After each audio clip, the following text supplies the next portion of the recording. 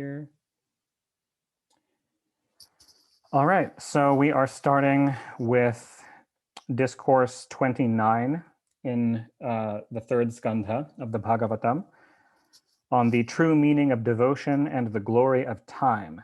So this is still during the dialogue between Devahuti and her son, the avatar Kapila. So the last time we just kind of went over a kind of a very dense crash course in Sankhya philosophy. So Devahuti said, "You have told me, as described in works on the Sankhya system of philosophy, the characteristics of Mahat-tattva as well as of Prakriti and Purusha, characteristics which reveal their true nature. Now be pleased to reveal to me at length, O Lord, the path of Bhakti Yoga, which is said to be the end of the above discussion." The end, or anta, meaning like the conclusion, like that Sankhya leads to Bhakti Yoga. Pray also tell me the various destinies attained by the jivas, by hearing an account of which man may develop a distaste for everything, O Almighty Lord. So this refers to basically going over particularly the negative possible destinies of jivas, as we'll get into in this chapter. It very kind of to urge people to seek moksha.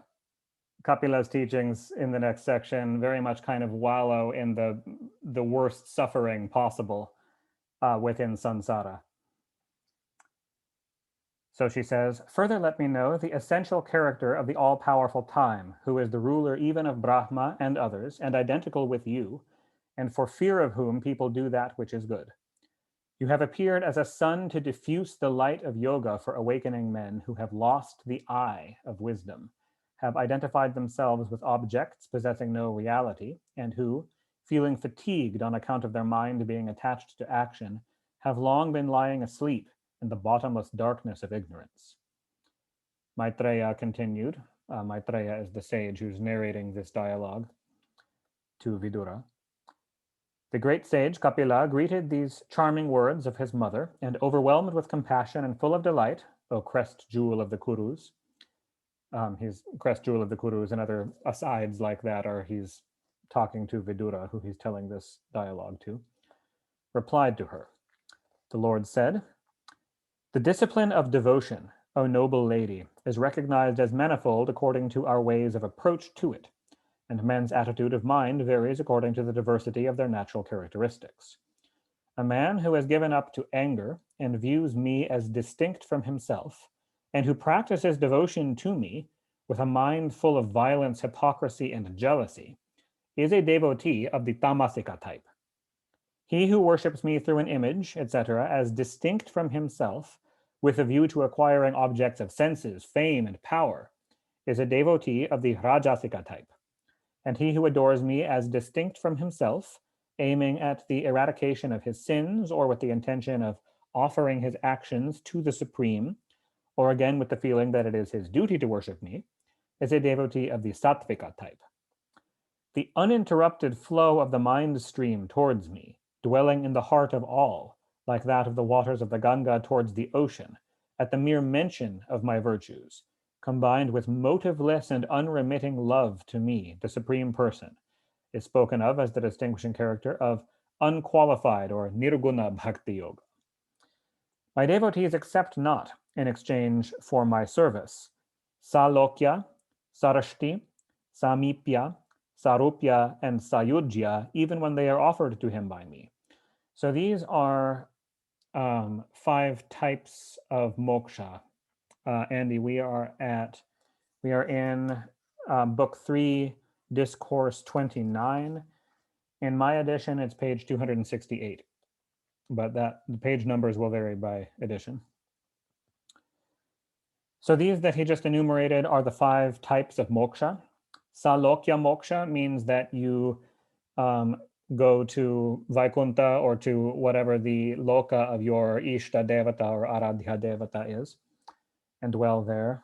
Not in terms of like a punya thing in Svarga, where it'll run out when you've exhausted your positive karma, but that you've broken free from being drawn back into the cycle of samsara and can dwell there forever. But you're still a separate jiva. You just dwell in that world. Sarashti moksha means to share the powers or the potency of Bhagavan. It's a type of mergence into him. Samipya moksha is to live constantly in his presence and not only in his realm. Sarupya is to possess a form similar to his. And the final type, sayujya moksha, is absorption into his being, full mergence into Brahman. So he's saying that my devotees do not accept any of these if offered, and that in exchange for my service. In other words, they don't serve me because they want these things. They serve me out of the joy of serving me. And if they get those things, okay, but that wasn't the point. The aforesaid bhakti yoga has been declared as the highest goal. For transcending the realm of the three gunas, the devotee thereby becomes qualified for my state. By devoutly performing one's duties in a disinterested spirit, meaning disinterested in the results, by following every day a course of worship involving no destruction of life and actuated by no worldly desire, by beholding, touching, adoring, extolling, and bowing to my images, etc., by regarding all living beings as my own manifestations, in other words, that any living being can be his image, by resorting to patience and dispassion, by showing great respect to exalted souls, commiserating with the afflicted, and behaving in a friendly manner with one's equals, by practicing the 5 yamas and the 5 niyamas of yoga, by hearing spiritual discourses and chanting the divine names, by unity of mind, speech, and body. In other words, that you have integrity in what you say and what you do, that what you do is in accordance with what you say and also in accordance with what you think, that you're not being dishonest with others or with yourself. Fellowship with holy men and absence of egotism. The mind of the man engaged in activities intended to please me gets thoroughly purified and conceives a liking for me without any effort the moment my virtues enter his ears. Just as odor wafted from its source through the vehicle of a breeze catches the olfactory sense, so an equipoised mind engaged in the pursuit of yoga embraces me. I am ever present in all living beings as their very self. A man who worships me through an idol showing disrespect to me as abiding in all creatures makes a travesty of worship. Ignoring me, the supreme ruler, the self present in all living beings, he who stupidly resorts to idol worship alone throws oblations into the ashes. So in other words, if you worship an idol, like I do here, but if you don't recognize that Bhagavan is omnipresent, and if you treat other beings with disrespect, not realizing that they are just as much part of Bhagavan, you're throwing your oblations into the ashes. Your worship has no fruit. It's not genuine devotion if you don't recognize the omnipresence of God and the obligation to treat absolutely all beings with respect. The mind of a man who, full of pride, hates me abiding in the body of another, meaning hates anyone, because to hate anyone is to hate me, views me as distinct from himself and bears deep-rooted malice to living creatures, can never find peace. I am not pleased, even though adored through an image by means of formal worship carried on with costly or cheap materials, O sinless mother, by a man slighting other creatures. Performing his duties, a man should worship me, the supreme ruler, through images, etc., only so long as he does not realize me as present in his own heart as well as in other living beings. Figuring as death, I cause great fear to him who makes the least discrimination between himself and another because of his differential outlook. Therefore, through charitable gifts and attentions, as well as through friendly behavior and by viewing all alike, one should propitiate me, abiding in all creatures as their very self. Living beings are superior to the inanimate creation, while animals are superior to other non-animal living beings. O Blessed Mother. And by superior to, we mean here the progression of a jiva up from very rudimentary forms like the jiva that dwells in like a pebble or a grain of sand, eventually moving into dwelling within living beings and into more and more sophisticated animals and so on.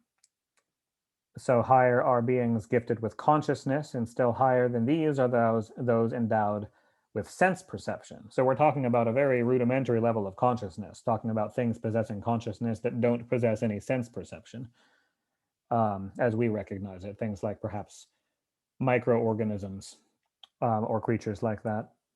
Again, among the creatures endowed with sense perception, those endowed with a sense of taste, such as fish, are superior to those having the sense of touch alone. Earlier, there was a description of creatures with the sense of touch alone, referring to plants and beings like that.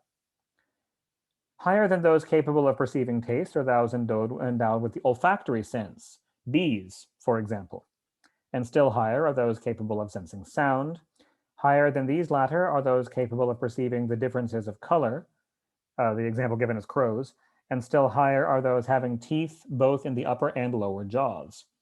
Of these latter, those endowed with a number of feet are superior to those having no feet. The quadrupeds are higher than those possessed of many feet, like insects, while a biped is superior to the quadrupeds. This is interesting in that it implies, if taken literally, a rather high spiritual status of kangaroos. The members of the four castes are superior to other human beings, meaning people who are within the Chaturvarna cultural system tend to be of a higher karmic birth than people who aren't part of that culture. While the Brahmana ranks the foremost among the four Varnas. Of the Brahmanas, again, the knower of Veda is the best, better than Brahmanas who do not know the Veda, and still higher is the man who knows the meaning of the Vedas, since many of them just know it phonetically. They've memorized, they can recite it, but they can't tell you what it means. Higher than the latter is he who can clear doubts, meaning a master of the Mimamsa system of philosophy. And higher still is the man who performs his own duty, his svadharma. Any man or woman, anyone who performs their svadharma, who does that which they inwardly know is the right thing for them to do, is above even a Brahmana who knows the Vedas and knows the meaning of the Vedas if they are not actually in their svadharma.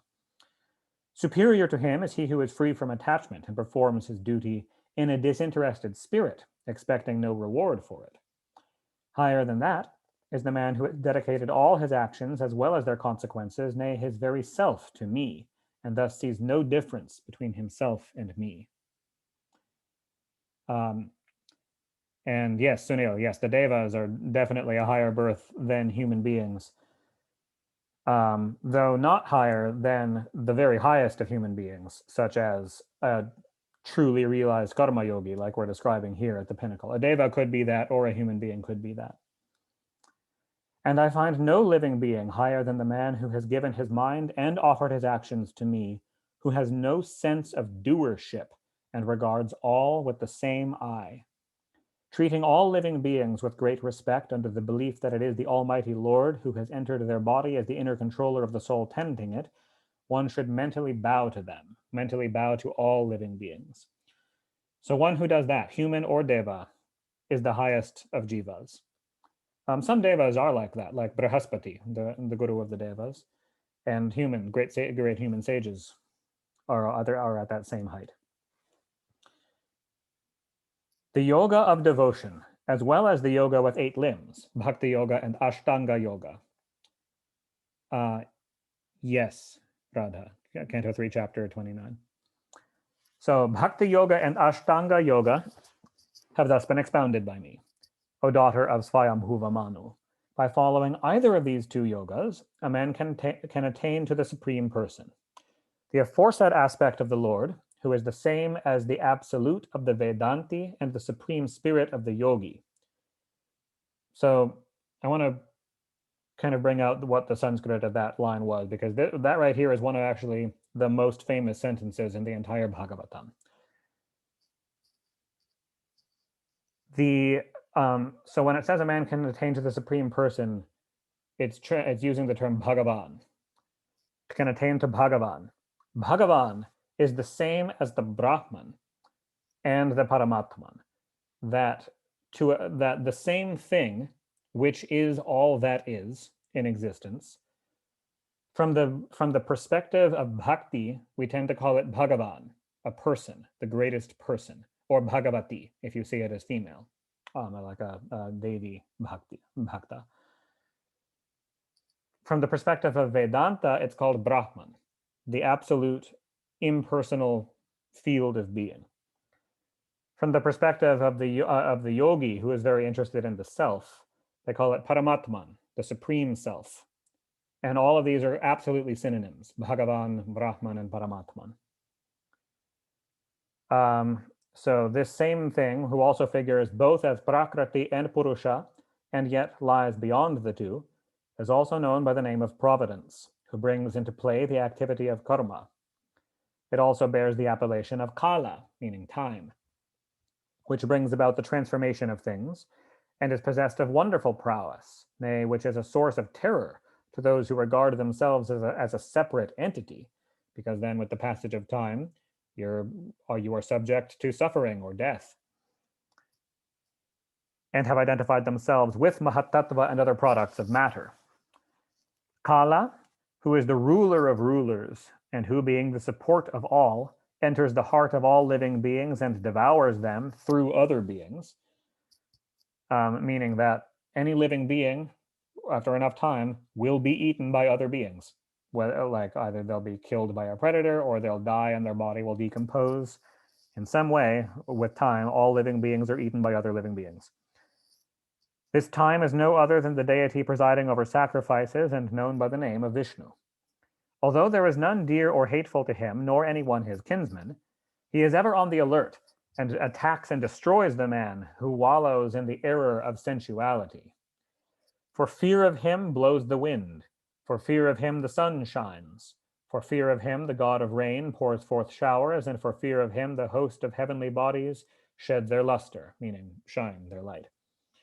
Afraid of him, trees and creepers, along with herbs or annual plants, put forth blossoms and fructify each in its own season.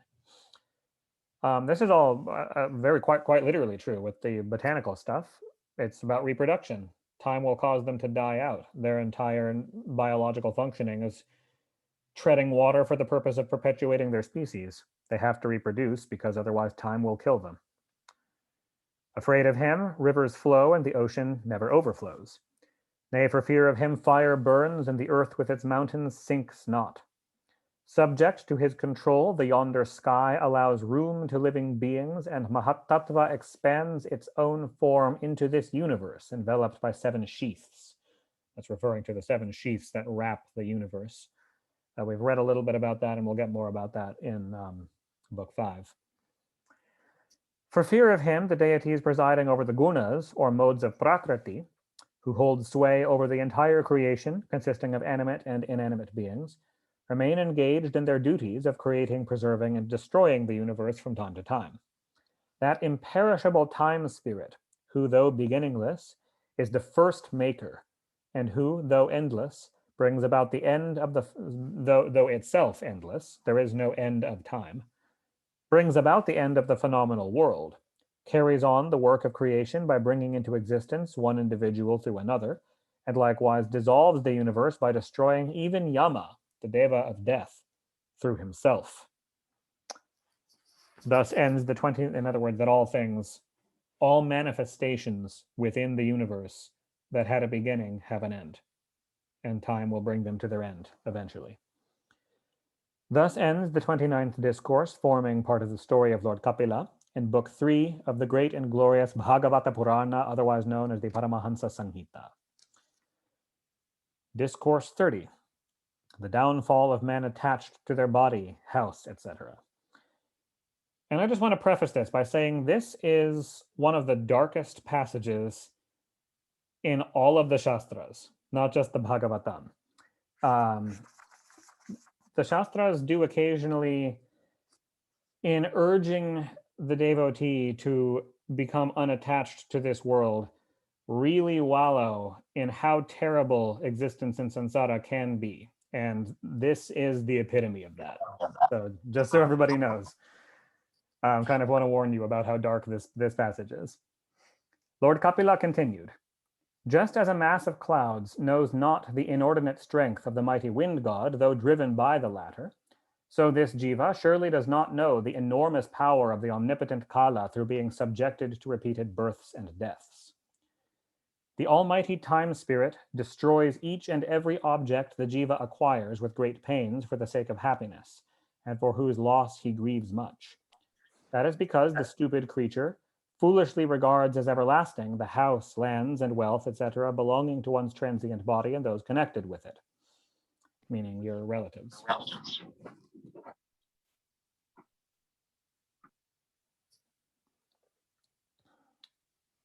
The jiva in this world finds delight in whatever species of life he is born into, and never feels aversion for it.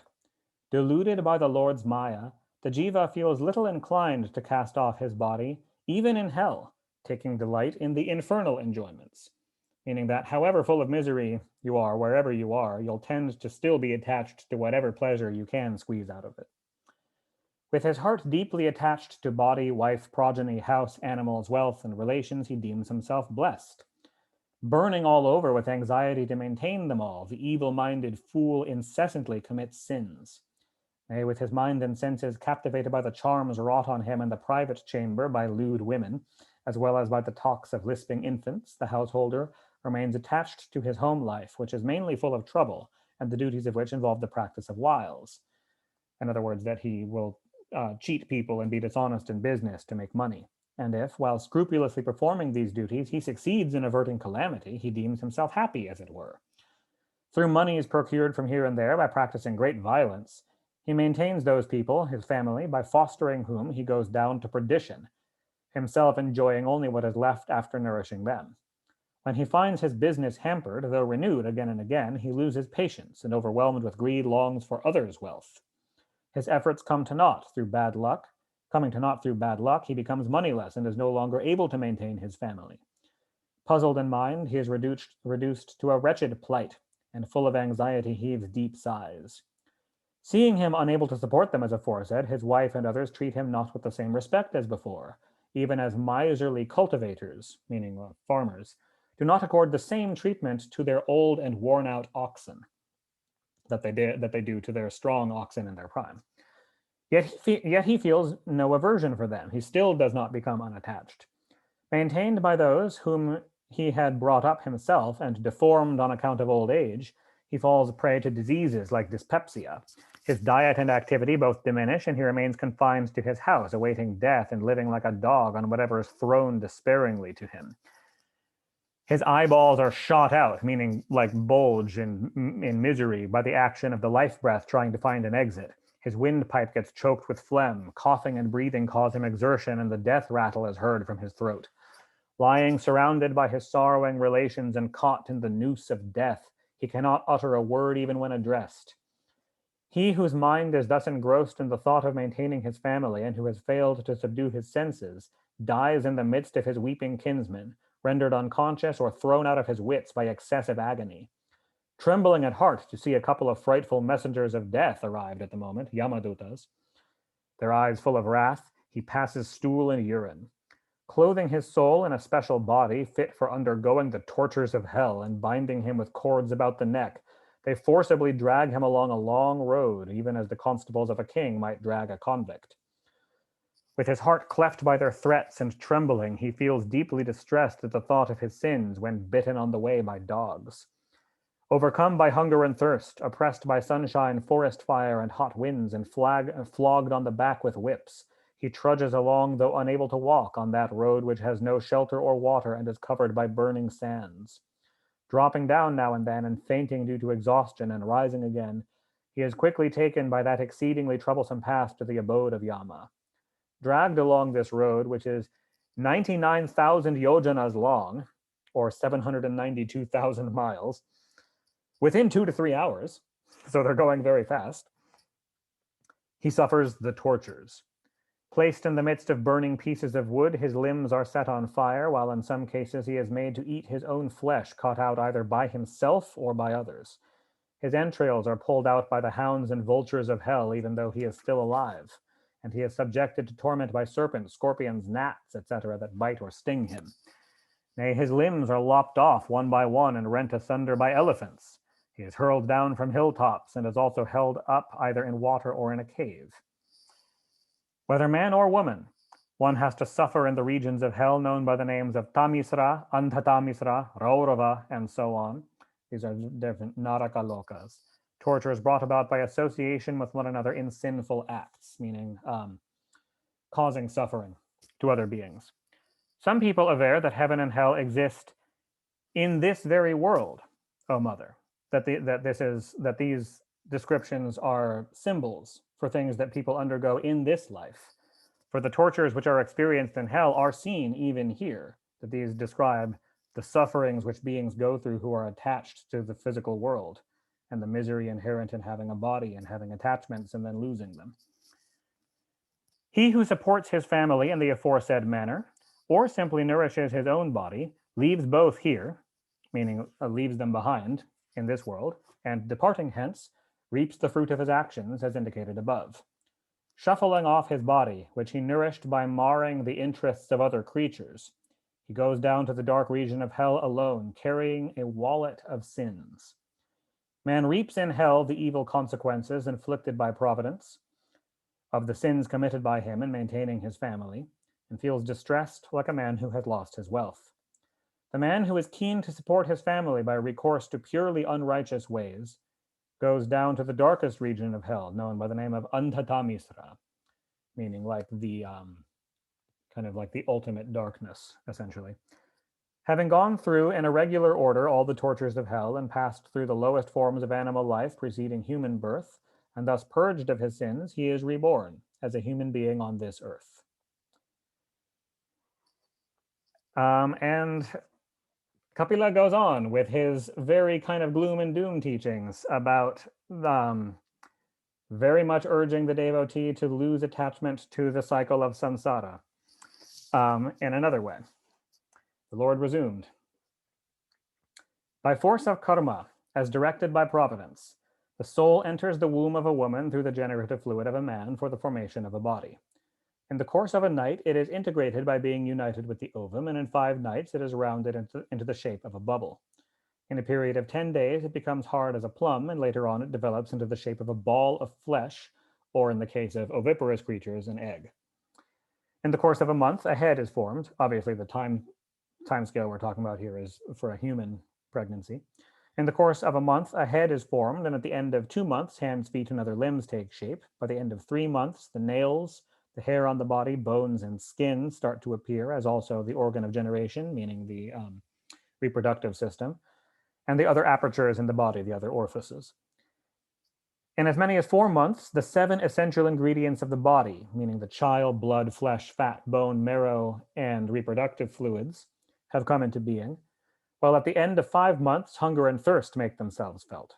In the course of 6 months, the fetus is enclosed by an amnion and begins to move in the right side of the abdomen.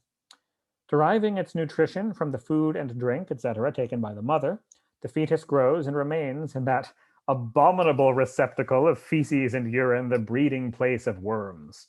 Here we get into Kapila's very anti-this world attitude. Bitten again and again all over the body by the hungry worms in the abdomen itself, the creature suffers terrible agony on account of its tenderness and swoons away moment after moment. Nay, adversely affected by the bitter, pungent, hot, salt, dry, acid, and other such irritating substances consumed by its mother, the fetus experiences a painful sensation in every part of its body. That, incidentally, is why not only Ayurveda, but Western medicine, it's well understood, talks about the importance of the mother's diet during pregnancy, not to be too acidic or so on. Enclosed by the amnion and covered outside by the intestines, it remains lying in one side of the abdomen with its head turned towards the belly and with its back and neck arched. Unable to move its own limbs like a bird which cannot freely move in a cage, the creature in the womb finds its memory awakened by the will of Providence, and recollects its doings committed during hundreds of previous lives and feels suffocated for a long time. What peace of mind can it have under such circumstances? Incidentally, for I think most of the people in this group are followers of, or at least very familiar with, Maharishi Mahesh Yogi. His guru, Brahmananda Saraswati, talked about having a memory of being in the womb and did describe it as very unpleasant. I've heard other people with such memories describe it as pleasant and didn't have this type of experience, but I have read that Brahmananda Saraswati talked about experiencing misery while in his mother's womb. The fetus, though endowed with consciousness from the 7th month of its conception, is tossed by the winds that press the embryo downwards during the weeks preceding delivery. The winds here, meaning the apana vayu, the subtle prana vayu of the body, which is associated with pushing things out of the body, associated with urination and defecation, and also with childbirth. And cannot remain at one place, like the worm born of feces in the same abdominal cavity. Tied to the physical body, made up of the 7 ingredients, which are like so many cords to bind it, the human soul, which regards the body as his own self, is much afraid, and with joined palms he entreats and extols him by whom he was cast into the womb, in a tone full of agony. The human soul says, I take shelter in the lotus feet, which once trod the earth and bring immunity from all fear, of him whom of his own sweet will assumes various forms in order to protect the universe, which has sought his protection, and by whom I have been thrown into such a condition as this, which is quite becoming of my wicked self. I bow to him who, having embraced Maya in the form of this psychophysical organism in this womb, appears as bound by virtuous and sinful acts, and has his reality screened by Maya, but who flashes on my afflicted heart as absolutely pure, immutable, and possessed of wisdom which knows no break. Though bodiless, I appear as clothed in a body made up of the 5 elements, and as consisting of the indriyas, the gunas, the objects of senses, and the ego. Therefore, I adore the all-knowing Supreme Person, the controller of both Prakriti and Purusha, whose glory can never be obscured by such veils. Having forgotten his own self under the influence of the Lord's Maya, the embodied soul traverses the path of samsara, strewn with numerous shackles of karma, having their source in the 3 gunas, undergoing hardships of many kinds. By what other expedient, then, than through the grace of that Supreme Being, can he expect to realize his true nature? Who else than that Lord has bestowed upon me this knowledge of the past, present, and future? For it is he who dwells in all animate and inanimate beings as the inner controller, who is no other than a part manifestation of the Lord himself. Therefore, for soothing our threefold agony, it is him that we adore, we who are playing the role of a jiva as the result of our karma. Fallen into a sink of blood, feces, and urine within the abdomen of another body, and with his own body scorched by the gastric fire, this embodied soul is anxious to get out of it, counting his months. Oh, when shall this wretched soul be released, O Lord? Overflowing with compassion, it is your peerless self, O Lord, that has imparted to this creature, who is 10 months old, such wisdom. May that protector of the afflicted be pleased with his own act, for who can ever repay his obligations except by joining his palms, out of gratitude. The other type of embodied souls perceives by instinct only the agreeable and disagreeable sensations in its body. I, however, endowed as I am with a body capable of practicing self-control, behold that most ancient person, both without and within my heart, by virtue of reason conferred on me by the self-same person, who is as manifest as my own self, referred to as I. Though living in this womb a life full of numerous troubles, O Lord, I have no desire to get out of it and descend into the pitfall of the outside world. For the Lord's Maya overtakes the soul who goes there, and in the wake of Maya appears the false notion of I, and the consequent cycle of births and deaths. Therefore, having installed the feet of Lord Vishnu in my heart, and shaking off all distraction of mind, I shall quickly redeem myself from the ocean of worldly existence with the help of reason, which is my greatest friend, so that this calamity, entailing many rounds of gestation, may not befall me again. Lord Kapila went on.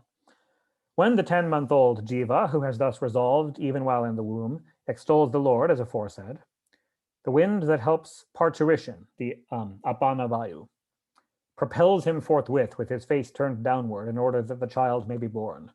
Pushed downwards all of a sudden by the wind, The child issues out with great trouble, head downward, breathless and deprived of memory out of agony. Fallen on earth in a pool of blood and urine, the newborn babe tosses like a worm sprung from ordure, and having lost its wisdom and reduced to a state which is just the reverse of wisdom, cries loudly. Being nourished by people who do not know the mind of another, it is given something which was not intended, and the child is unable even to refuse it if it is fed something it doesn't like, as an infant. Or, I guess, as once they're starting to eat something other than milk. Laid on a foul bed infested by sweat-borne creatures, like microorganisms and so on, the poor creature is incapable even of scratching its limbs, much less of sitting up, standing, or moving itself. Just as smaller worms bite a big worm, even so gnats, mosquitoes, bugs, and other creatures sting or bite the baby, who is most tender of skin and deprived of its wisdom. Who, most tender of skin and deprived of its wisdom, cries. Having similarly gone through the painful experiences of infancy and boyhood too, the man flares up due to ignorance when he fails to attain his desired object and is overcome by grief. His pride and anger growing with age, that seeker of sensuous enjoyment enters into hostility with other pleasure seekers for his own destruction. Clinging to the unreal, the foolish jiva of misguided intellect constantly regards the body, made up of the 5 elements, as his own self or something belonging to him. For the sake of this body, which is a source of constant trouble to him, and ever follows him, bound by ties of ignorance and destiny, he performs actions, tied to which he goes through repeated births and deaths. If, under the influence of sensually minded people engaged in the pursuit of sexual enjoyment and the gratification of the palate, he delights in their ways again, he goes to hell as before. If, of course, it draws him into causing suffering to other beings. One should never cultivate the fellowship of those wicked fools, the toys of women, who are ever fidgety, have identified themselves with the body, and therefore deserve to be pitied, nay, by whose company truthfulness, purity, compassion, control over the tongue, wisdom, prosperity, modesty, fair name, forbearance, control of mind, and the senses and good fortune are blotted out of existence. The infatuation and bondage which accrue to a man from attachment to any other object are not so complete as those resulting from attachment to women, and from the fellowship of men fond of women. Meaning, of course, lust, the attachments of lust. At the sight of his own daughter, Brahma was bewitched by her charms and shamelessly ran after her in the form of a stag when she took the form of a hind. That's a whole story which we had in brief. It actually didn't previously mention the shapeshifting aspect, but it's that same story. Among the creatures begotten by Kashyapa and others, among all the different types of creatures of this world, what male is there, save the divine sage Narayana, whose mind is not distracted by the Lord's Maya in the form of woman? Meaning, woman here is a symbol. Obviously, for women it's men or different sexual orientations, but in the form of lust. Behold the might of my Maya in the shape of woman, who by the mere play of her eyebrows treads underfoot even the conquerors of the 4 quarters. He who aspires to reach the culmination of yoga, or who has realized his true nature by adoring me, should never cultivate the fellowship of young women, whom the scriptures declare as a gate to hell for him. Woman is a personification of Maya created by the Lord and slowly entraps man. One should therefore regard her as death to oneself, even as a well whose mouth is covered with grass. In other words, that you, not even realizing the danger, could fall into it. Similarly, the jiva who has been endowed with the form of a woman as a result of attachment to a woman foolishly looks upon my Maya, figuring as a man, as her husband, the bestower of wealth, progeny, house, and so on. So in other words, it's the same either way. A woman should therefore know that Maya as veritable death to her, in the form of husband, progeny, house, etc., preordained by fate, even as the song of a hunter is to a deer, if you're like a hunter luring a deer. Moving from one sphere to another with the subtle body, which is recognized as the very self of a jiva, the human soul goes on reaping the fruit of his actions and unceasingly at the same time performing fresh actions. The subtle body and that which accompanies it, both these go to make the psychophysical organism, which is constituted of the gross and subtle elements, the 10 indriyas, and the mind. When this organism ceases to function as a whole, meaning that the physical part died, it is known as the death of a jiva. While it's beginning to function as a whole, when the subtle body plugs into a newly growing physical body, This is spoken of as his birth. Just as when the eyes lose their capacity to see color, etc., the sense of sight also gets deadened that very moment, and the jiva too, the seer of both, loses its power of sight. Similarly, when the physical body is rendered incapable of perceiving them, that is known as death. And when one begins to view the physical body as one's very self, that is called birth. Therefore, a man should neither view death with horror, nor have recourse to stinginess in life, nor give way to infatuation. Realizing the true nature of the jiva, he should move about in this world free from attachment and steadfast of purpose. Nay, he should relegate his body to this illusory world through the reason, in other words, understand that the body is only part of this illusory world. Through his reason, endowed with right vision and strengthened by yoga and dispassion, and move about unconcerned. And thus ends the 31st discourse. And there we conclude the really dark passage there. It's worth bearing in mind that the question that was an answer to, that Devahuti specifically requested, explain the possible destinies of a jiva which engender distaste for everything in this world. She specifically asked for, like, what's the worst that could happen? And so that was the context in which Kapila gave that answer. Like, this is the worst it could be. And the reason why attachment to samsara is dangerous and can lead to suffering. So Discourse 32 is our next one. On the destiny of the souls, talking about much better possible destinies. Obviously, it's not that everybody goes to Naraka, indeed most don't. Destiny of the souls departing from this world by the bright path, the dark path, and so on, and the superiority of bhakti yoga. Lord Kapila continued. As for the man who, while continuing at home, performs the duties of a householder, meaning not in some kind of terrible evil way, and that was going to draw him into great misery, but just in a normal way, and earning wealth and the pleasures of sense through them, resorts to those actions, again, keeps going after wealth and pleasure, but isn't causing great misery to other beings. He too turns his face away from the Lord, deluded as he is by desire, and worships through sacrificial performances the gods as well as the pitris, the ancestors, with reverence. His mind being swayed by reverence for the aforesaid beings, the man undertakes vows to propitiate the devas and the pitris, and having attained to the realm of the moon, drinks the sap of the soma plant. So that takes a little bit of explanation there. Meaning, upon his death, he attains to the realm of the moon, meaning he joins his ancestors. Pitraloka, the realm of the ancestors who are not currently incarnated, kind of the Vedic teaching of, like, the default human afterlife. If you're not into Svarga or Naraka or Vaikuntha or some other loka, the default is said to be on the moon. It's a region of Chandraloka. And drinks the inebriating sap of the soma plant, which the pitris there consume. But he must return when his karma will draw him back to this world. As we heard earlier, the absolute maximum duration he could remain there is 3,000 earthly years, but the vast majority of the time it's much less.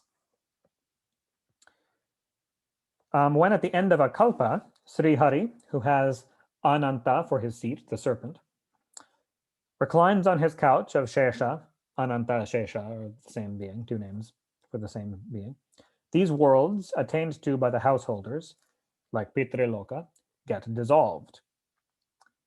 Those wise men, however, who do not perform their duties for the sake of sensuous enjoyment and wealth, but offer their actions to me, who are free from attachment, most serene, pure of mind, devoted to the duties of those who have retired from the world, have no feeling of I and mine with regard to the body and everything connected with the body, and are endowed with a mind thoroughly cleansed by recourse to sattva, passing by the name of one's own sacred duty.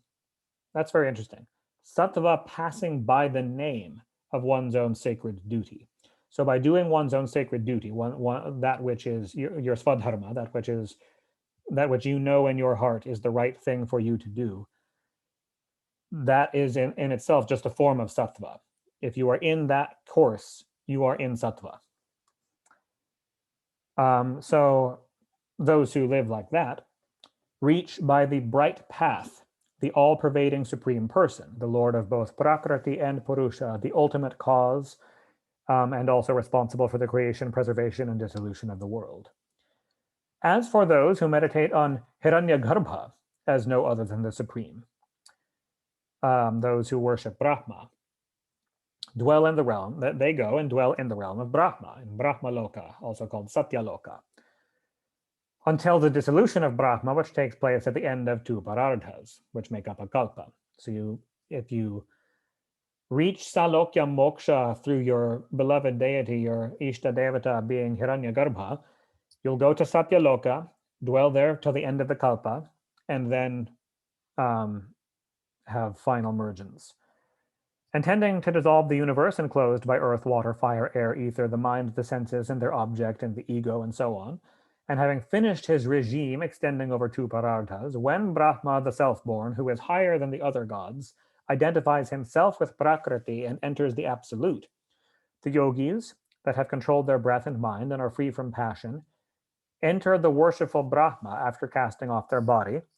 In other words, those who had attained Salokya Moksha by this means and were dwelling in the Satya Loka, and they along with him get merged into the supreme Brahman, who is an embodiment of the highest bliss and no other than the most ancient person, and to whom they did not attain before, inasmuch as their egotism had not left them until that moment.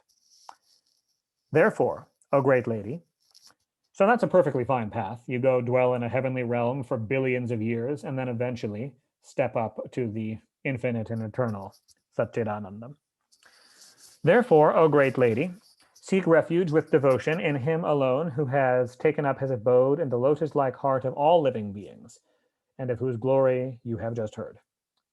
On the other hand, even Brahma, the repository of the Vedas and the cause of the mobile and immobile creation, along with the sages Marichi and others, the lords of yoga like Sanaka and other siddhas who are the first teachers of yoga, even after entering, by virtue of their disinterested action, the Adipurusha, the foremost of all Purushas, who is no other than Brahman presiding over the 3 gunas, Brahman, the absolute principle, not Brahma, long the specific god, is born again as before at the time of creation, when the equilibrium of the gunas is disturbed by the time spirit, a manifestation of the Lord himself, because of his retaining the notion of difference and due to the sense of doership. And the sages too, after enjoying the glorious life of the highest heaven meaning Satyaloka, earned by their meritorious acts, return as the mind-born sons of Brahma, on the equilibrium of the gunas being disturbed. They, however, whose mind is attached to the world and who are full of reverence for religious rites, perform actions that are actuated by desire, though not prohibited by the scriptures,